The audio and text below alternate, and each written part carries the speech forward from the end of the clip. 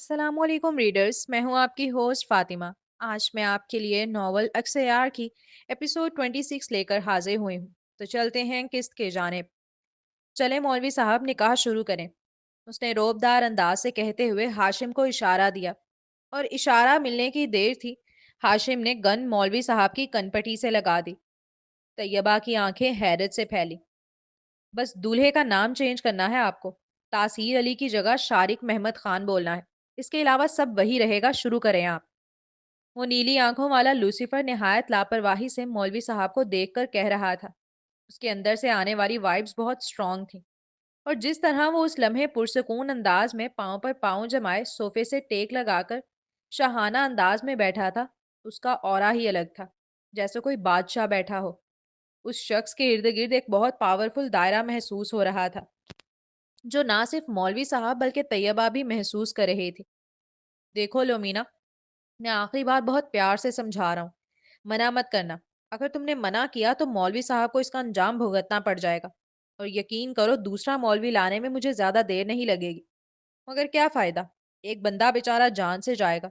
इनके बच्चे भी हैं शायद। वो अब सोफे से टेक हटाकर उसके करीब आया था। उसके चेहरे पे आने वाली लट को अपनी रिवॉल्वर की नोक से कान के पीछे करता नरमी मगर शिद्दत जनून से समझा रहा था। बल्कि समझाना भी क्या कहिए, वो तो खुले अल्फाजों में धमका रहा था कि उसकी एक ना मौलवी साहब की जान ले जाएगी। आपके बच्चे हैं ना मौलवी साहब? शारिक ने मौलवी साहब की जानिब मुखातिब होकर संजीदगी से इस्तफसार किया। हाँ, 4 बेटियां और 5 बेटे। मौलवी साहब की कनपटी पे गन लगी हुई थी, वो पूरा पूरा लरज रहे थे बेचारे। ऐसे में जब सामने बैठे शख्स ने, जो वहां का दिखने से ही बादशाह मालूम हो रहा था, उससे पूछा तो वो तेजी से बोले कि शायद उसे रहम आ जाए उनके बच्चों का सुनकर। माशाल्लाह, वो कहते हुए तैयबा के कान के पास झुका। सुन लो, मुझे भी इतने ही बच्चे चाहिए तुमसे, बल्कि इससे भी ज्यादा। उसके कान में शोखी से सरगोशी करते ही तैयबा ने उसे खा जाने वाली निगाह से घूर कर देखा। तुम बहुत पछताओगे एक दिन मेरे साथ यूं जबरदस्ती करने पर। वो गुर्राकर कदूरत से उसके चेहरे को तकते हुए बोली। तुमसे निकाह करने के बाद मैं सिर्फ ये सोच के पछता सकता हूँ कि मैंने इतनी देर क्यों की। मुझे पहले ही तुम्हें उठा लाना चाहिए था। वो आखिरी जुमला पछतावे भरे लहजे में ही कह रहा था कि अगर वो समझ रही है कि वो निकाह करने के बाद पछताएगा, तो हाँ, वो कबूल करता है कि वो पछताएगा। लेकिन पछतावा ये नहीं होगा कि निकाह क्यों किया। पछतावा ये होगा कि इतनी देर से क्यों किया। चले मौलवी साहब, शुरू भी करें अब। मेरे फ्यूचर बच्चों को स्कूल जाने की देर हो रही है। उसकी बात सुनते ही हाशिम बामुश्किल अपने होंठों पर आने वाली मुस्कुराहट रोक सका था, जबकि तैयबा का खून जला। शारिक बिन महमद खान आपको तैयबा बिनते मुबश्शिर शाह से बाइवस 80 लाख हक महर के। अभी मौलवी साहब एलानिया पूछ ही रहे थे जब उसकी आवाज गूंजी। 80 लाख नहीं, 5 करोड़ बोले। उसकी बात पर मौलवी साहब ने फौरन इस बात में सर हिलाया, जबकि तैयबा ने उसकी जानिब हैरत से देखा। वो तो सिर्फ उसका एक खिलौना ही थी ना। तो जब वो 80 लाख में आराम से मिल रही थी, तो 5 करोड़ रखने की क्या जरूरत थी भला। शारिक बिन महमद खान आपको तैयबा बिनते मुबश्शिर शाह से बईवज 5 करोड़ हक महर के निकाह कबूल है? जी कबूल है। आपको कबूल है? जी कबूल है। आपको कबूल है? बेशक कबूल है। तैयबा बिनते मुबश्शिर शाह आपको शारिक बिन महमद खान के निकाह में बईवज 5 करोड़ हक महर के दिया जा रहा है। क्या आपको कबूल है? और वक्त जैसे थम सा गया। मौलवी साहब के कनपटी पे बंदूक लगी वो देख सकती थी। वो जानती है वो इतना सफाक दिल है कि मार देगा। वो नहीं खाएगा रहम। रहम खाना उसने सीखा ही नहीं है। मगर साथ ही उसकी आंखों के सामने एक और दुनिया भी थी, जिसमें उसे अपना तासीर नजर आ रहा था। वो बचपन का निकाह, वो लड़कपन की मोहब्बत, वो उससे फोन पर बात करना, वो उससे छत पर मिलना, वो उसका हाथ पकड़कर चलना, वो उसका नरमी से बात समझाना, वो उनका साथ बैठकर खाना खाना, वो उसका कदमों में बैठकर जूते पहनाना। तासीर के साथ गुजारा हर लम्हा उसकी आंखों में फिल्म की तरह चल रहा था। अभी वो उन्हीं यादों के दरिया में थी जब उसने गन लोड होने की आवाज सुनी, और साथ ही मौलवी साहब के चीख कर खौफ से कहने की, बेटी क्या आपको कबूल है? कबूल है, मगर तासीर ने सिर्फ मुझे एक बार तलाक दी है। ये निकाह नहीं हो सकेगा तुम्हारा। वो अब शारिक की जानिब घुर्राकर नफरत से देखते, दांत पीस कर जताते हुए बोली।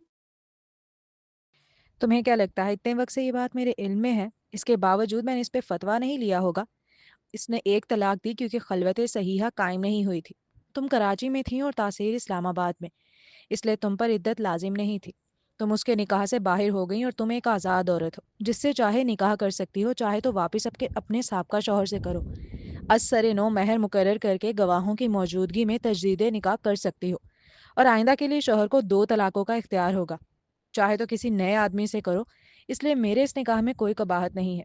और ना ही ऐसा है कि तुम नहीं कर सकती, तो मुझे गुमराह करना बंद करो लोमीना। ये तुम पर सूट नहीं करता। ये तैयबा की क्या आपको कबूल है? कबूल है, कबूल है, कबूल है। उसकी आंखों से आंसू बहने लगे।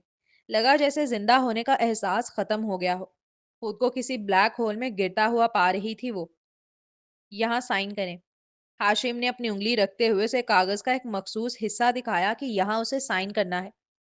उस लड़की ने लरसते हाथों के साथ साइन करना शुरू किए। ये मैं निकाहनामे पे साइन नहीं कर रही शारी खलील, ये मैं तुम्हारी बर्बादी पे साइन कर रही हूँ। बज़ाहिर उसकी आंखों के सामने वो कागज था जिस पर वो दस्तखत कर रही थी, मगर हकीकत में उसकी आंखों के सामने वो मंजर था जब सुबह के टाइम उनकी गाड़ी रोकी गई थी। माजी तासीर और तैयबा भी बात ही कर रहे थे जब उन्हें सामने गाड़ियां रुकती हुई नजर आईं, और उनमें से लोग तेजी से निकलकर उनकी जानिब आए। आपको हमारे साथ चलना होगा, उनमें से एक ने उनकी गाड़ी का शीशा नॉक करते हुए तैयबा की जानिब देखते हुए कहा। कौन है आप लोग और कहाँ ले जाना चाहते हैं? तासीर फौरन ही रोबदार लहजे में इस्तफसार करने लगा। हमारे बॉस के पास। मगर क्यों? तैयबा ने तेजी से तजस्सुस भरे लहजे में पूछा। यह आपको उनसे मिलकर ही पता चलेगा।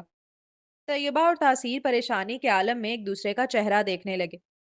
आप बेफिक्र रहें, वो आपको कोई नुकसान नहीं पहुंचाएंगे। वो सिर्फ आपसे बात करना चाहते हैं मैम। उन दोनों के परेशान चेहरे देख वो लड़का जो ब्लैक यूनिफॉर्म में था, आहिस्तगी से एतमाद दिलाने वाले अंदाज में गोया हुआ। जब तक तुम मुझे अपने बॉस का नाम नहीं बताओगे मैं नहीं जाऊंगी। तैयबा कतई लहजे में बोली। दामिल खान। उस नौजवान ने जैसे ही नाम लिया तैयबा के जैसे औसान खता हुए। आमना के वालिद? वो जानती थी, उसके बावजूद तस्दीक के लिए पूछने लगी कि शायद कोई और हो। जी। उसके तस्दीक में हाँ करते ही तैयबा के हाथ मुकम्मल ठंडे पड़ गए। उसे अपने साथ जेल में होने वाला हर जुल्म अपनी आंखों के आगे चलता हुआ दिखाई दे रहा था। उसने फौरन ही अब तासीर की जानिब देखा जैसे कह रही हो कि गाड़ी भगा दो, मगर तासीर ने उसे आंखों ही आंखों में हौसला दिया और उन लोगों के साथ चलने की रजामंदी जाहिर की। तासीर एक अक्लमंद नौजवान था। जानता है वो कि भागने का कोई फायदा नहीं। ये लोग ताकतवर हैं, जब दिल चाहे उठवा सकते हैं। बेहतर यही है कि उनसे जाके बात करे, जाने कि आखिर वो चाहते क्या हैं। जब अदालत की जानिब से दी गई सजा वो पूरी कर चुकी है, तो क्यों उसका पीछा नहीं छोड़ रहे। कुछ देर बाद वो लोग अब एक फार्म हाउस में एंटर हुए थे, जहां बाहर गार्डन में ही उन्हें एक मिडल एज शख्सियत कुर्सी पर बैठी नजर आई। तैयबा ने उन्हें एक दो बार अदालत में देखा था, इसलिए उसे देर नहीं लगी उन्हें पहचानने में कि वही दामिल खान है। दामिल खान को देखते ही उसने तासीर का हाथ कस के पकड़ लिया। वो डर गई थी, इतना डर गई थी जैसे उसने मलकुल मौत देख ली हो, कि उसके हाथ ठंडे पड़ने लगे, चेहरा बिल्कुल सफ़ेद पड़ गया। तासीर ने उसके हाथ पर गिरफ्त मजबूत की, साथ ही तैयबा को अपने पीछे कर लिया। अब वो दामिल खान के सामने खड़ा था, सीना ताने बेखौफ सा। आपको कोई बात करनी थी? उस हसीन नौजवान ने पुरवकार लहजे में तहम्मुल से इस्तफसार किया। जी आप दोनों बैठ जाएं। वो सिगरेट का धुआं हवा में तहलील करते आहिस्तगी से बोले। तासीर ने आंखों ही आंखों में तैयबा को एतमाद दिया, और फिर वो दोनों हाथ पकड़े ही उनके सामने बैठ गए। सिगरेट के धुएं की स्मेल से तैयबा को खांसी आना शुरू हो गई थी, और वो स्मेल मजीद स्ट्रांग हुई जब वो सामने बैठी दामिल खान के। ये पी लो बेटा। दामिल खान ने तैयबा की हालत देख फौरन ही अपनी सिगरेट बुझा दी, साथ ही पानी का ग्लास भरकर खुद उसके आगे बढ़ाया। उनके मुंह से बेटा का लफ्ज सुन जहां तैयबा को धचका लगा था, वहीं तासीर के तने हुए आसाब हल्के से ढीले पड़े। उनके हाथ से पानी का ग्लास तासीर ने लिया और फिर तैयबा की जानिब बढ़ाया। उसने पानी का एक घूंट भरा, साथ ही तासीर ने अपनी जेब में से एक मास्क निकालकर उसके आगे बढ़ा दिया था, जिसे उसने फौरन ही पहन लिया। तो आपने हमें यहाँ क्यों बुलाया है सर? तासीर ने फिर इस्तफसार किया, और इस बार उसके लहजे में थोड़ा जमाव था। कुछ घुत्तियों को सुलझाने के लिए, कुछ पहेलियों के जवाबात तलाश करने के लिए। کچھ انکہی کہانیوں کو سامنے لانے کے لیے مجھے طیبہ بیٹی کی مدد درکار ہے، اور یہ کام صرف یہی کر سکتی ہے۔ ان کی آواز آہستہ تھی مگر پوری صلاحیت سے بھری۔ میں؟ طیبہ فوراً الجھ کر پوچھ اٹھی۔ دامل خان جیسے بڑے بزنس مین سے اس لڑکی کا بھلا کیا ربط؟ وہ کیسے ان کے کسی کام آ سکتی تھی؟ اور ان کا خاصا جماؤ دے کر صرف کا لفظ ادا کرنا کہ صرف وہی ہے جو یہ کام کر سکتی ہے، تاثیر اور طیبہ دونوں کو شدید تجسس میں ڈال گیا تھا۔ کیا آخر ایسا کیا کام ہے جو صرف طیبہ ہی کر سکتی ہے؟ ہاں بیٹا، صرف تم ہی کر سکتی ہو یہ کام۔ وہ پھر اپنی بات پر زور دے رہے تھے۔ کیسا کام؟ تاثیر نے ایک ابرو اٹھا کر کسی تفتیشی افسران کی طرح پوچھا۔ پہیلیوں کو سلجھانے کا، انکہی کہانیوں کو سامنے لانے کا، اندھیروں سے سچ کو کھینچ لانے کا، اس ڈیول کی حقیقت کو بے نقاب کرنے کا۔ آپ شاری خلیل کی بات کر رہے ہیں؟ تاثیر نے ان کی مراد کو سمجھتے ہوئے شخصیت کا نام لیا تاکہ بات کلیئر ہو۔ بالکل۔ اور کون ہے اس دنیا میں جو اتنا شاطر ہو کہ دامل خان کی ناک کے نیچے سے اس کی بیٹی کے ساتھ کھیل جائے اور اسے خبر بھی نہ ہو سکے؟ وہ دانت پیستے ہوئے گویا ہوئے۔ ان کی آنکھوں میں کدورت جھلکی تھی، شدید کدورت۔ مطلب؟ طیبہ اپنا خوف بھول کر میز پر اپنے ہاتھ جماتی تیزی سے پوچھ اٹھی۔ مطلب اس نے ہماری آنکھوں میں دھول جھونکی ہے۔ وہ کیس کبھی ڈرنک اینڈ ڈرائیو کا تھا ہی نہیں، وہ دراصل کوئی پرانی دشمنی ہے۔ وہ کچھ اور ہے جس کی پردے داری ہے، کوئی بدلہ ہے شاید، یا پتہ نہیں کیا۔ کیونکہ جس طرح وہ سب کچھ کرتا رہا ہے یہ عام لڑائیوں میں نہیں ہوتا۔ کوئی کسی کے پیچھے اپنے اتنے سال برباد نہیں کرتا، اور شاری خلیل جیسا شخص تو بالکل نہیں کرے گا۔ جس طرح وہ کھیل بھی کھیلتا رہا اور اسے کور بھی کرتا رہا، یہ سب کسی پرانی دشمنی کی بو دے رہے ہیں۔ ان کی باتیں طیبہ کے رونگٹے کھڑے کر رہی تھیں۔ فضا میں جیسے ایک خوف پھیل گیا ہو جس میں سانس لینا مشکل لگ رہا تھا۔ آپ کہنا چاہ رہے ہیں کہ مجھے پھنسانے والا اور آپ کی بیٹی کو قومے تک پہنچانے والا کوئی اور نہیں، خود شاری خلیل ہے؟ اس کی آواز میں کپ کپاہٹ تھی، جسم میں لرزش۔ اس لوسیفر کا نام تک لینے میں اس کی زبان لڑکھڑا گئی تھی۔ اس قدر خوف اتر رہا تھا اس کے اندر اس شخص کا۔ ایسا ہی ہے۔ اور ان کی ایک ہاں طیبہ کے جیسے دماغ کے پرخچے اڑا گئی ہو۔ وہ ہر لمحہ بددعاؤں میں ڈوبی رہتی، کبھی آنسو بہاتی، کبھی خاموش سسکتی، اور ہر درد کا الزام شاری خلیل کے نام لکھ دیتی۔ اس کے نزدیک وہی قصوروار تھا کیونکہ اس کے پاس طاقت تھی، اور اس طاقت کے باوجود اس نے اصل مجرم کو تلاش کرنے کی سنجیدہ کوشش نہ کی۔ مگر یہ حقیقت اس کے وہم و گمان سے بھی باہر تھی کہ جسے وہ صرف ایک با اختیار مگر غافل انسان سمجھتی رہی، وہی دراصل اس کھیل کا اصل ماسٹر مائنڈ تھا۔ آپ کو ایسا کیوں لگتا ہے کہ یہ سب شارک نے کیا ہے؟ مانا شارک نے اس کی جان پر بہت ظلم ڈھایا تھا، اس نے اسے توڑنے میں کوئی کسر نہیں چھوڑی تھی، مگر اس سب کے باوجود اس کا دل یہ ماننے پر تیار نہ تھا کہ وہ اتنا گرا ہوا انسان ہو سکتا ہے کہ خود اپنی منگیتر کو مارنے کی کوشش کرے، پھر اس جرم کا بوجھ اس کے سر ڈال دے اور اتنے ہی ظلم پر بس نہ کرے، سچ سامنے نہ آ جائے اس خوف سے جیل کی سلاخوں کے پیچھے بھی اس پر الگ سے ظلم کرواتا رہے۔ اس کی آنکھوں کے سامنے اس پل شارک کی وہ خوبصورت نیلی آنکھیں گھوم رہی تھیں۔ وہ کیسے اعتبار کر لے کہ وہ اتنا گرا ہوا ہو سکتا ہے؟ وہ تو کتنا معصوم سا لگتا تھا، بالکل نکما سا کہ کام کرنا ہی نہ جانتا ہو کوئی۔ نماز بھی زبردستی پڑھوانی پڑتی تھی اس سے، کوئی بات نہ مانے تو وہ تھپڑ بھی ٹکا دیتی تھی اس کے۔ مجال ہے کبھی آنکھیں بھی دکھا دے وہ پلٹ کے، خاموشی سے سب برداشت کر جاتا، الٹا اس کے لیے تحفے لاتا تھا، ناراض ہو جائے تو بڑے پیار سے مناتا تھا، اس کے آگے پیچھے گھومتا رہتا تھا۔ وہ تو اپنا چوچو بلاتی تھی اسے، اتنا کیوٹ تھا وہ۔ وہ کیسے مان لے کہ وہ سارے مہینے، وہ وقت، وہ دن، وہ گھڑیاں، وہ خوشی کے لمحات، وہ محبت، وہ اپنائیت، وہ انس، وہ سب جھوٹ تھی، سب فریب، سب دھوکا۔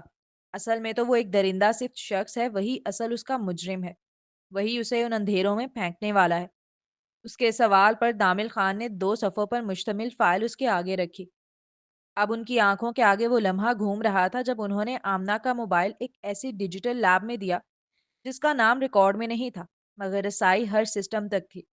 کمرہ اندھیری نیلی روشنی میں ڈوبا ہوا تھا۔ دیوار پر لگی اسکرین پر ڈیٹا کی باریک لکیریں سانس لیتی محسوس ہو رہی تھیں۔ درمیان میں بیٹھے تھے دامل خان، خاموش، شکستہ، مگر آنکھوں میں ایک عجیب سی بیداری۔ وہ باپ جو اب سوال نہیں کر رہا تھا، وہ ثبوت مانگ رہا تھا۔ سامنے شیشے کے پار ڈیجیٹل فورینزک لیب میں اینالسٹ کی انگلیاں کی بورڈ پر تیزی سے چل رہی تھیں۔ حادثے کے وقت اس کے موبائل کا بلوٹوتھ ایکٹیویٹی دکھاؤ، ایک ایک سیکنڈ، ایک ایک کنیکشن۔ دامل خان نے بھری ہوئی مگر مضبوط آواز میں کہا۔ اینالسٹ نے سر ہلایا۔ سر، یہ ڈیٹا عام لاگز میں نہیں ہوتا۔ ہم low level Bluetooth pairing history نکال رہے ہیں، وہ بھی وہ جو یوزر کو نظر تک نہیں آتی۔ فورینزک اینالسٹ گھمبیر لہجے میں گویا ہوا۔ ان کی نظریں اسکرین پر جم گئیں، سانس جیسے کسی نے روک لی ہو۔ کوڈز رکے، ایک لائن ابری۔ سر، یہاں ایک ان ایکسپیکٹڈ پیئرنگ ہے، حادثے کے عین وقت کا۔ اینالسٹ چونک کر بولا۔ دامل صاحب کا دل زور سے دھڑکا۔ اسکرین پر ظاہر ہونے والا data: Bluetooth auto connection log, device A Amna's mobile, device B shark car audio, device type vehicle infotainment system, pairing type automatic Bluetooth handshake background connection, duration 11 seconds, location sync Karachi airport road underpass. سب سے حیران کن بات اس نے سب سے آخر میں بتائی، وہ تھا وقت۔ ایگزیکٹلی وہی وقت جو پولیس کے ریکارڈ میں آمنہ اور طیبہ کی گاڑی کے ٹکراؤ کا تھا۔ کمرے میں خاموشی پھیل گئی، ایسی خاموشی جو شور سے زیادہ خوفناک ہوتی ہے۔ دامل صاحب آہستہ آہستہ کرسی سے اٹھے، آنکھیں اسکرین سے ہٹ ہی نہیں رہی تھیں۔ سر، یہ کسی عام موبائل کا سسٹم نہیں ہے، یہ گاڑی کا بلوٹوتھ سسٹم ہے۔ جب کوئی موبائل گاڑی کے بہت قریب آ جاتا ہے تو بعض اوقات سسٹم خود بخود اس موبائل سے ہینڈ شیک کر لیتا ہے۔ یہ زیادہ تر صرف تب ہوتا ہے جب فاصلہ نہ ہونے کے برابر ہو۔ اینالسٹ سنجیدگی سے بتا رہا تھا۔ ان کی انگلیاں مٹھی میں بند ہو گئیں۔ تو مطلب حادثے کے لمحے شارک کی گاڑی وہاں موجود تھی؟ اینالسٹ نے اسکرین پر نقشہ کھولا۔ جی sir, G P S crumbs, Bluetooth time stamp اور کار سسٹم سگنیچر تینوں ایک ہی مقام بتا رہے ہیں۔ شارک کی گاڑی اسی وقت اسی جگہ موجود تھی۔ یہ جملہ کمرے میں ہتھوڑے کی طرح گرا۔ اور اسے خبر بھی نہیں ہوگی کہ اس کے سسٹم نے خود ہی اسے بے نقاب کر دیا۔ انہوں نے آنکھیں بند کی۔ ایک لمحے کو وہ صرف باپ تھے، پھر آنکھیں کھولیں تو تفتیش کار بن چکے تھے۔ بالکل سر، ایسا ہی ہے۔ یہ پیئرنگ یوزر کو نوٹیفائی نہیں کرتی مگر سسٹم ہمیں سب بتا دیتا ہے، اینالسٹ نے اس بات میں کہا۔ دامل صاحب نے میز پر ہاتھ رکھا۔ آنکھوں میں آنسو نہیں تھے، صرف فیصلہ تھا۔ نیلی روشنی میں ان کا چہرہ سائے اور عزم کے بیچ کھڑا تھا۔ شارک کی گاڑی کا بلوٹوتھ سسٹم آمنہ کے موبائل کے بلوٹوتھ سے کنیکٹ ہو گیا تھا اس رات جب ان کی گاڑیوں کی ٹکر ہوئی۔ شارک کو سائلنٹ پیئرنگ کا نوٹیفیکیشن بھی نہیں ملا۔ یہی وجہ ہے کہ یہ ثبوت بچ گیا مٹنے سے۔ دامل خان کی بات سننے اور اپنے ہاتھوں میں اس ثبوت کو دیکھنے کے بعد طیبہ کو اپنا سر چکراتا ہوا محسوس ہوا۔ مگر آمنہ تو اس کی منگیتر تھی، اور جہاں تک مجھے پتا چلا ہے ان کی تو محبت کی شادی ہو رہی تھی۔ تاثیر بولے بغیر نہ رہ سکا۔ یہی تو مجھے سمجھ نہیں آ رہا، اس نے اتنا بڑا دھوکہ کیوں کیا ہمارے ساتھ؟ کیا دشمنی ہے اس کی میری بیٹی سے؟ کیوں کر رہا ہے وہ یہ سب کچھ؟ ہماری تو کوئی لڑائی بھی نہیں۔ دامل صاحب نہایت غم و غصے میں الجھے لہجے کے ساتھ بول رہے تھے۔ سوال صرف یہ نہیں ہے کہ وہ آپ کی بیٹی کے پیچھے کیوں پڑا ہے، سوال یہ بھی ہے کہ وہ طیبہ کے گھر آ کر کیوں رہ رہا تھا۔ کیا چاہیے اسے طیبہ سے؟ جب وہ اپنا گیم پورا کھیل چکا تھا، طیبہ گنہگار بن چکی تھی، دامل خان طیبہ کے دشمن بن گئے تھے اور کسی کا بھی شک اس پر نہیں گیا تھا، تو پھر کیا وجہ تھی کہ وہ طیبہ کے گھر پہنچ گیا؟ کیوں رہ رہا تھا وہ طیبہ کے ساتھ؟ اسے کیا چاہیے تھا؟ شارق طیبہ کے ساتھ رہ رہا تھا؟ دامل خان کو جیسے جھٹکا لگا ہو۔ وہ فوراً سیدھے ہو کر بیٹھتے ہوئے پوچھنے لگے۔ جی، وہ بھی کافی مہینوں سے۔ تاثیر نے خاصا جتا کر کہا، اور پھر انہیں طیبہ کو شارق کے فہد بن کر ملنے سے لے کر اس کے گھر میں چھوٹا بھائی بن کر رہنے کی پوری بات بتائی۔ شارق خلیل جیسا بڑا بزنس مین ایک معمولی سی بھنگن کے گھر میں رہ رہا تھا، وہ بھی کئی مہینوں سے۔ یہ بات ہضم کرنا دامل خان کے لیے بہت مشکل تھا۔ ہاں، یہ اطلاع تھی انہیں کہ شارق خلیل کی خاصا کرم نوازی ہے طیبہ پر، اسے نقصان نہیں پہنچانے دیتا کسی کو۔ اس کے گارڈز بھی اکثر طیبہ کے ارد گرد نظر آتے ہیں حفاظت کرتے ہوئے۔ جب یہ بلوٹوتھ والا ثبوت ان کے ہاتھ لگا تو انہوں نے یہی گمان کیا کہ شاید طیبہ کے پاس بھی کوئی ثبوت ہے اس کے خلاف، اور ان کے درمیان کچھ سیٹلمنٹ ہو گیا ہے کہ وہ اسے ثبوت دے دے گی اور بدلے میں شارق اس کی حفاظت کرے گا۔ مانا وہ طیبہ اور تاثیر کو نہیں بتا رہے تھے یہ بات، لیکن کہیں نہ کہیں ان کے دماغ کو یہ سگنل مل رہا تھا کہ شارق آمنہ کے پیچھے صرف اس لیے آیا ہے چونکہ وہ اس حقیقت کو جانتا ہے کہ آمنہ منتہا کی بیٹی ہے، نہ کہ ان کی۔ اور ان سب چیزوں کا تعلق کہیں نہ کہیں منتہا کے ان دشمنوں سے ہے جس سے وہ بھاگتی پھر رہی تھی، جن سے چھپانے کے لیے اس نے آمنہ کو اس کے حوالے کیا تھا۔ उन्होंने आज ये तय कर लिया था कि तैयबा को उसकी मुंह मांगी कीमत अदा करके खरीद लेंगे। और अगर मामला पैसों से हल ना हुआ तो फिर दूसरे कहीं ज्यादा शफाक रास्ते इख्तियार करेंगे। जो भी सबूत, जो भी राज उसके सीने में दफन था, वो उसे उगलने पर मजबूर कर देंगे। और फिर इन्हीं एतराफात को शादी के खिलाफ अदालत में हथियार बनाकर इस्तेमाल करेंगे। मगर अब जो कहानी तासीर उन्हें सुना रहा था, बेयारो मददगार लड़के की, तैयबा के साथ रहने वाली एक छोटे भाई फाहद की, वो तो कुछ और ही थी।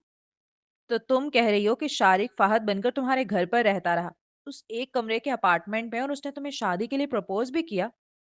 एक वक्त दामिल साहब ये मान लें कि उन्होंने हाथी को उड़ते देखा है, मगर ये कबूल नहीं कर सकते थे कि शारी खलील एक आम सी शक्लो सूरत वाली लड़की के इश्क में गिरफ्तार हो चुका है। जी, क्योंकि मैं उसे अपना भाई मानती थी, इसलिए मैंने शादी से साफ इनकार कर दिया और उसे घर से भी निकाल दिया। अब माहौल पर मुकम्मल खामोशी तारी थी। हर शख्स के जहन में सवालों का एक पलंदा था। समझ नहीं आ रहा था वो शख्स चाहता क्या है, कब, क्या, क्यों और किस लिए करता रहा है। वो एक पहेली की मानद था। अगर वो तुमसे शादी करना चाहता है तो कर लो शादी। तामिल साहब के ये कहते ही फिजा में जैसे हू का आलम छा गया। तैयबा ने उन्हें बेयकीनी के आलम में देखा। तासीर की पेशानी पर भी बल पड़े थे। जी, बिल्कुल। अगर वो तुमसे मोहब्बत करता है और तुमसे शादी करना चाहता है तो उससे अच्छा मौका नहीं मिलेगा हमें। तुम उसके घर में रहोगी, उसकी दुनिया के अंदर। वहां उसके करीब रहकर तुम उसके हर कदम, हर खामोशी और उसके किए हुए हर गुनाह के सबूत जमा कर सकोगी। ये रास्ता आसान नहीं होगा, मगर सच तक पहुंचने का यही वाहिद रास्ता है। ऐसा नहीं है कि दामिल साहब को यकीन आ गया था कि शारिक तैयबा की मोहब्बत में गिरफ्तार है और वाकई उससे शादी करने के लिए मरे जा रहा है। लेकिन अगर 1% भी चांस था कि वो सच्चा है तैयबा के मामले में और शादी करना चाहता है, तो क्यों नहीं? वो तैयबा को उसका चारा बनाने के लिए बिल्कुल तैयार बैठे थे। उनके नज़दीक ये बहुत अच्छा मौका था उस डेविल की दुनिया में घुसने का, उसके सारे राजों को बेनकाब करने का, अपना बंदा भेजकर उसकी सारी इंफॉर्मेशन हासिल करने का। ये मौका उन्हें फिर नहीं मिलना था। अगर बिल फर्ज वो किसी मकसद के तहत तैयबा से शादी कर रहा है और बाद में उसे पता चलता है कि तैयबा तो उनकी भेजी जासूस है, जो उसके राज निकलवाने आई है, उसके गुनाह के सबूत ढूंढ रही है और उसे जान से मार देता है, तो भी उनका कोई नुकसान नहीं था। उन्हें सिर्फ अपनी बेटी के मुजरिम के असल मकासद को जानना था। मगर अभी तैयबा एहतजाज में बोलती उससे कबल ही वो उसकी बात काटते हुए, तैयबा, क्या तुम नहीं चाहती कि तुम्हारा गुनहगार कैफरे किरदार तक पहुंचे? मैं चाहती हूँ, मगर मगर की कोई गुंजाइश नहीं। अगर तुम्हें उससे अपना बदला लेना है, उसे उसके किए की सजा दिलवानी है, तो तुम्हें ये शादी करनी पड़ेगी, उसकी दुनिया में जाना पड़ेगा। तैयबा, मत भूलो उसने ना सिर्फ तुम्हें बल्कि तुम्हारे माँ बाप और बहन भाइयों को भी तकलीफ पहुंचाई है। क्या वो तुम्हें और तुम्हारे घर वालों को जलील और रुस्वा करने के बाद इतनी पुरसकून जिंदगी डिजर्व करता है जो वो इस वक्त जी रहा है? तुम्हें नहीं लगता कि उसे सजा मिलनी चाहिए? उसे भी जेल की सलाखों के पीछे होना चाहिए। और ये तुम कर सकती हो। इस वक्त तुम्हारे पास है ये मौका। वो उसके अंदर मौजूद बदले की आग को हवा दे रहे थे। हम शारी को उसके गुनाहों की सजा दिलवाने का कोई और तरीका ढूंढ लेंगे। शादी की जरूरत नहीं है। तासीर तेजी से एहतजाजन और एतराजन गोया हुआ। कैसे वो अपनी मोहब्बत को एक दरिंदे के हवाले कर दे? और तुम्हें लगता है ये काम इतना आसान है? कोई कमजोरी है तुम्हारे पास उसकी?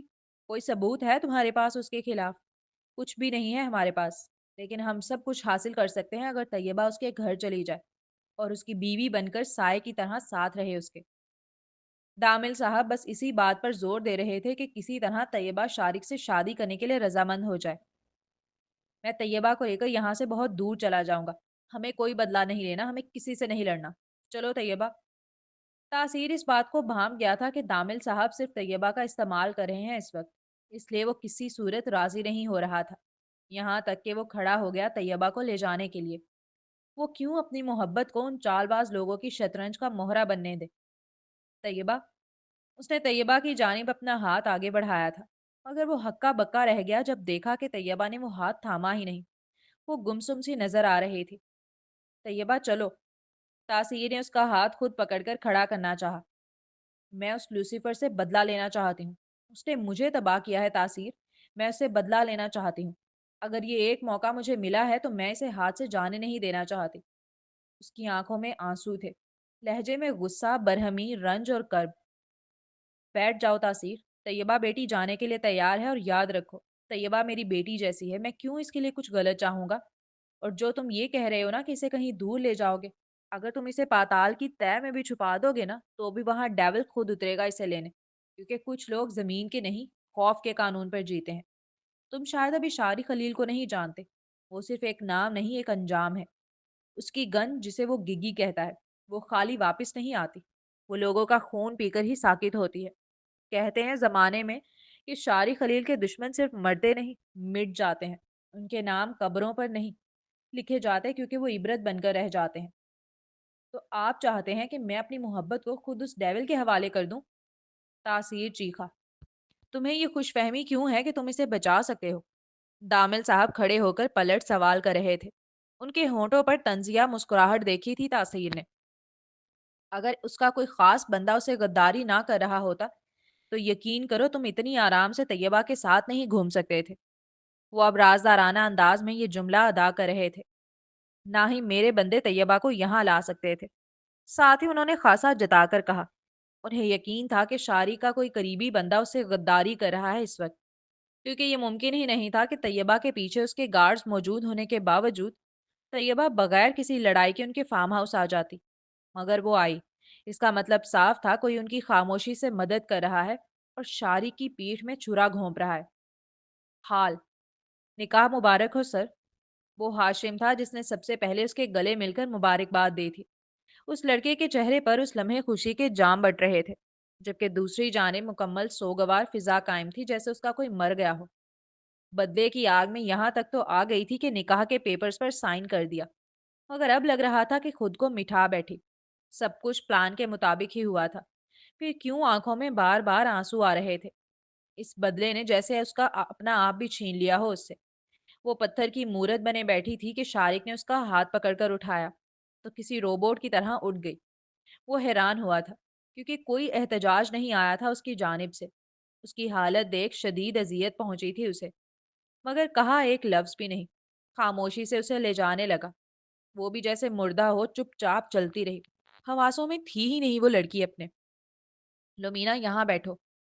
اس نے دونوں بازو پکڑ کر بہت نرمی کے ساتھ اسے اپنے بیڈ پر بٹھایا۔ وہ خاموشی سے بیٹھ گئی۔ اس کی آنکھوں میں کوئی رنگ ہی نہیں تھا۔ لگا کہ وہ اسے دیکھ رہی ہے مگر وہ اسے نہیں دیکھ رہی تھی۔ لومینا نکاح مبارک ہو۔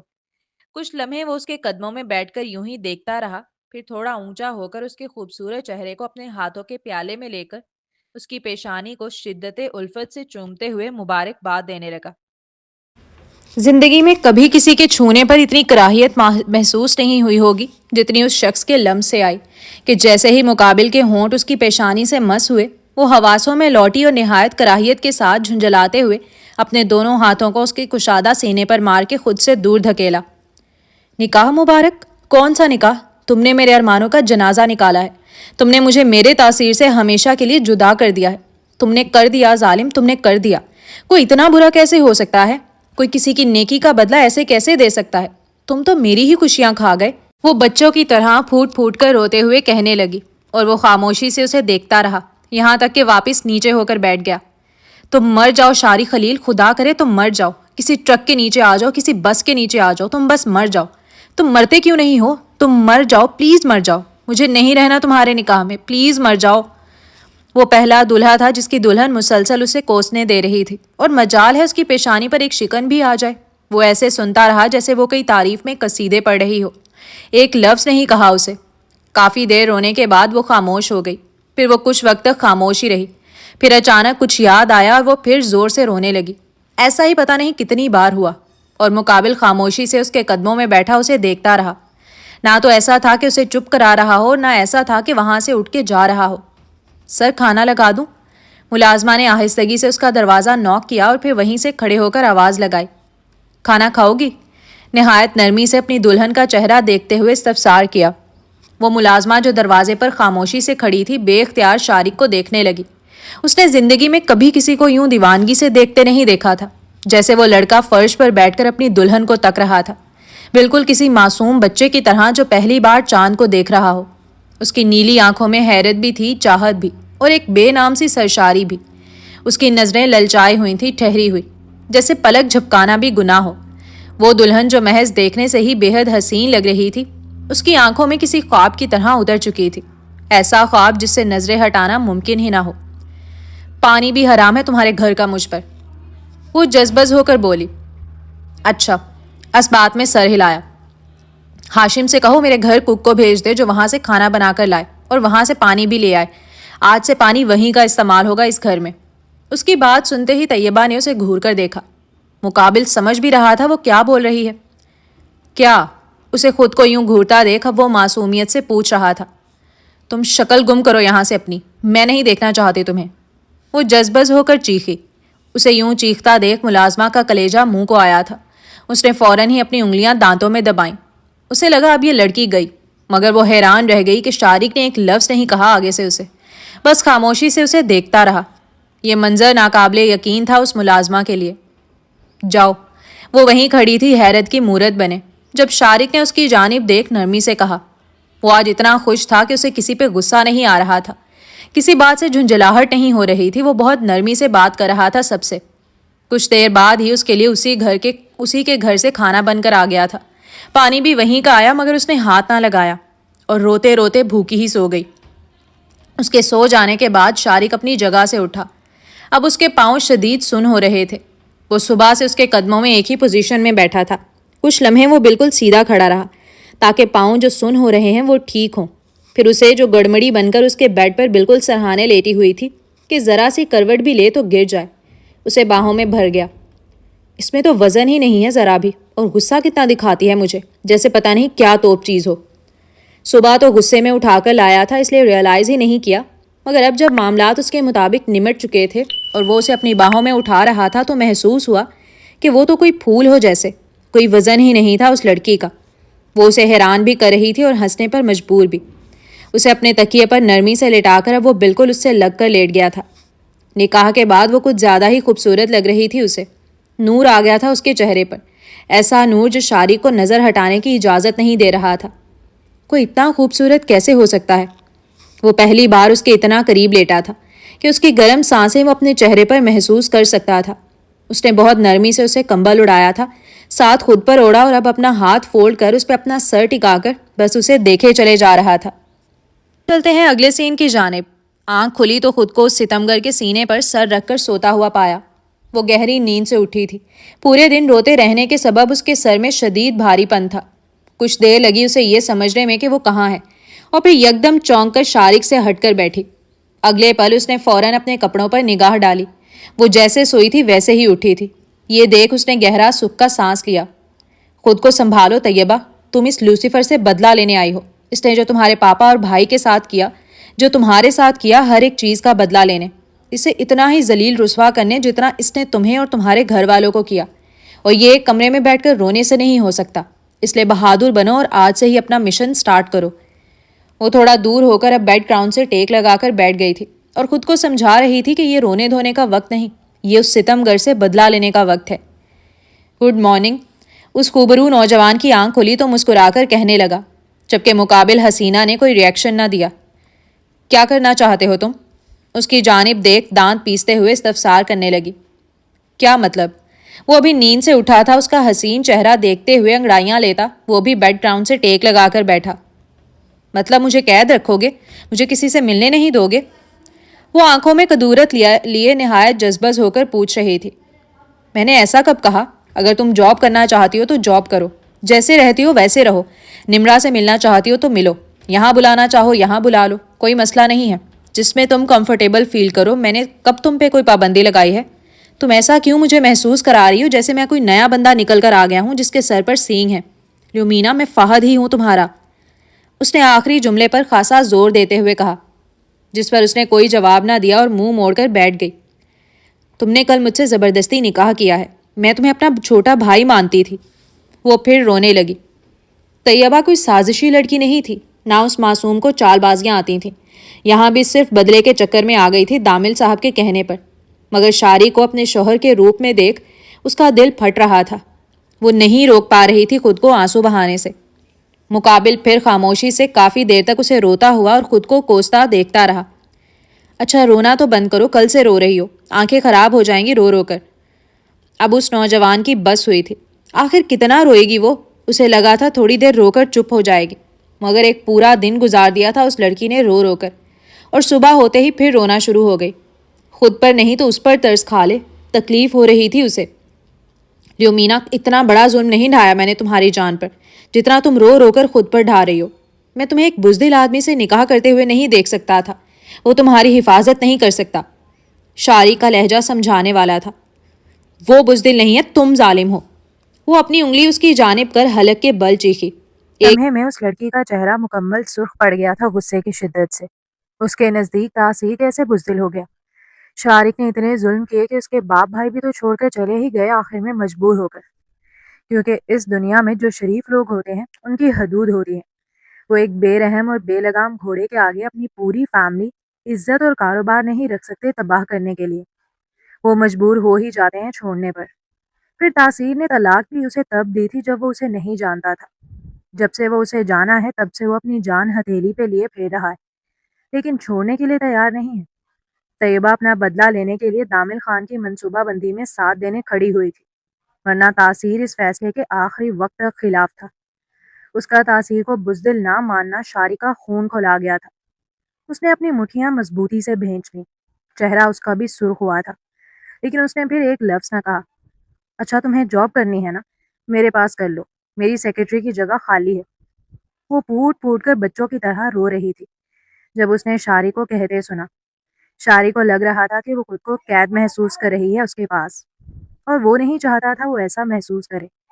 وہ چاہتا تھا کہ وہ خود کو ویسا ہی خود مختار اور آزاد پائے جیسے وہ اپنے گھر میں پاتی ہے، تاکہ وہ کمفرٹیبل رہے اور اس کے پاس سکون سے رہتی رہے۔ تمہارے پاس؟ وہ برا سا منہ بنا کر پوچھنے لگی۔ ہاں، پیسے دوں گا میں باقاعدہ، تیزی سے کہا۔ یہ بولو نظر رکھو گے تم مجھ پر، اور زیادہ قید کر دو گے تاکہ میں سانس بھی نہ لے سکوں، وہ خاصا جھنجھلا کر کہہ رہی تھی۔ جاری ہے۔ تو جی جناب، یہ تھی آج کے ایپیسوڈ۔ تو چلتے ہیں ریویو کی جانب۔ تو بھائی مبارک ہو نکاح کی، خیر ہو ہی گیا نکاح جیسے بھی تھا۔ تو آپ لوگوں کو کیسی لگی ایپیسوڈ؟ میں تو آنیسٹلی کہوں تو تھوڑا سا مجھے برا بھی لگا، لیکن وہی بات ہے کہ تاثیر جس طرح سے مرضی جسٹیفائی کرتے رہیں ہم، لیکن شارق غلط ہے تو غلط بھی ہے، لیکن پھر وہی بات ہے کہ ہمارا دل بھی اسی کی طرف ہے، تو میں کچھ کہہ نہیں سکتی، میں بائسڈ ہو جاتی ہوں کہ اوبیسلی ہم شروع سے شارق اور فہد کی بانڈ، شارق ایسا فہد دیکھتے رہے ہیں تو ہماری اس کے لیے الگ ہی طرح کا ایک پیار ہے اس سے، وہ سارا کچھ، لیکن اس نے جو کچھ کیا ہے وہ بھی جسٹیفائیبل نہیں ہے، تو اس کو سزا تو ملنی چاہیے۔ تو دیکھتے ہیں کیا کرتی ہے یہ دامل خان۔ مجھے لگتا ہے دامل خان کا اس میں کوئی قصور نہیں ہے، کیونکہ کیا تو منتہا نے تھا، بٹ میں بھی پاسٹ ابھی کھلنا ہے، کچھ بھی ہو سکتا ہے، کیونکہ دامل خان کا کہیں پہ بھی نام نہیں آیا ہم نے پاسٹ میں جب بھی پڑھا ہے، اس نے تو بلکہ منتہا کی بیٹی کو صرف بچایا، بس اتنا اس نے کیا ہے۔ تو خیر دیکھتے ہیں کیا راز کھلتے ہیں پاسٹ میں سے۔ آپ لوگ بھی ریویوز دیا کریں، چینل کو ضرور سبسکرائب کیا کریں، آپ لوگ کے ساتھ کی ضرورت ہے ہمیں۔ تو آج کے لیے یہی تھا، چینل کو ضرور سبسکرائب کریں، بیل آئیکن بھی پریس کر دیں۔ ملتے ہیں نیکسٹ ایپیسوڈ میں، تب تک کے لیے اللہ حافظ۔